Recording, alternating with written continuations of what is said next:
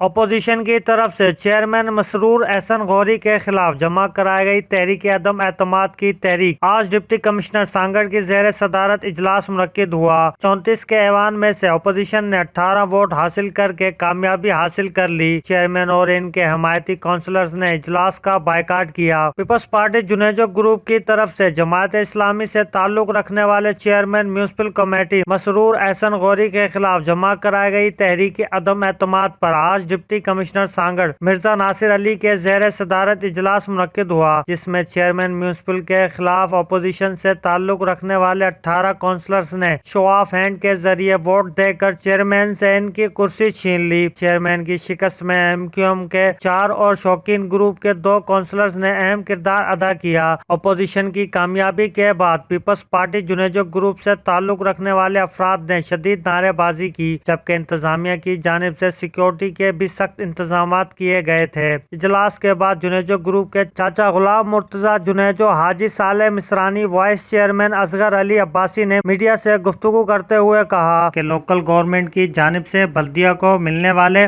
90 کروڑ روپے کے منز کی آدھی سے زیادہ رقم خرد برد کر لی گئی ہے، جس کی تحقیقات کے لیے نیب اور دیگر تحقیقاتی ادارے کارروائی عمل میں لائیں۔